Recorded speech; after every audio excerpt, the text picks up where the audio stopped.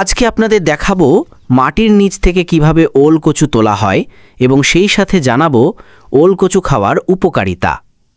ওল কচু ভিটামিন, খনিজ ও অ্যান্টিঅক্সিডেন্টে ভরপুর একটি পুষ্টিকর সবজি, যা হজম শক্তি বৃদ্ধি, রোগ প্রতিরোধ ক্ষমতা বাড়ানো, ক্যান্সার কোষের বৃদ্ধি রোধ, ডায়াবেটিস নিয়ন্ত্রণ, কোষ্ঠকাঠিন্য কমানো এবং ওজন কমাতে সহায়ক।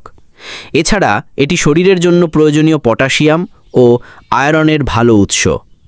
ওল কচুর উপকারিতা: হজম শক্তি বৃদ্ধি।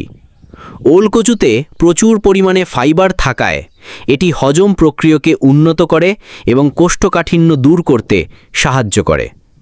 রোগ প্রতিরোধ ক্ষমতা বাড়ায়।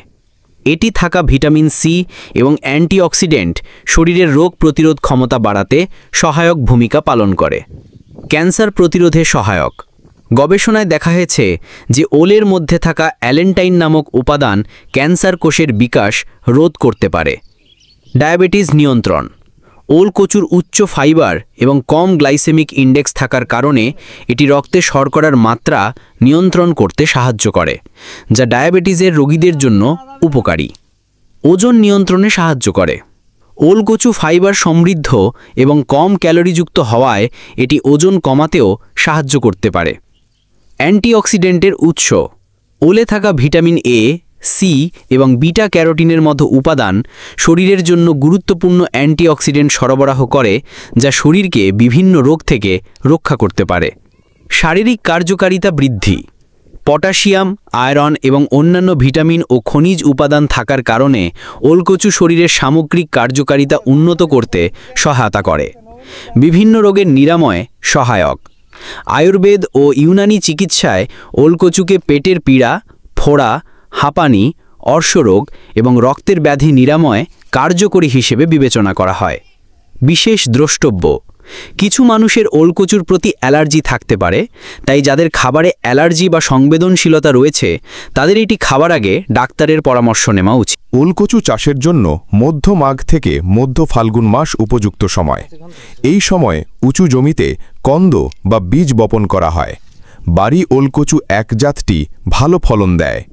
বীজ বপনের জন্য ওলের কন্দ বা অংশ ব্যবহার করা হয়। উপযুক্ত পরিচর্যা ও সেচ দিলে ভালো ফলন পাওয়া যায়। জাত নির্বাচন ও বীজ প্রস্তুতি। জাত: বাড়ি ওল কচু একটি জনপ্রিয় জাত যা বাংলাদেশ কৃষি গবেষণা ইনস্টিটিউট বাড়ি কর্তৃক উদ্ভাবিত। কন্দ বা বীজ: ওলের কন্দ বা কন্দের অংশ বীজ হিসেবে ব্যবহার করা হয়। ভালো বীজের জন্য সুস্থ ও রোগমুক্ত কন্দ নির্বাচন করা জরুরি। চাষের সময় ও জমি প্রস্তুতি।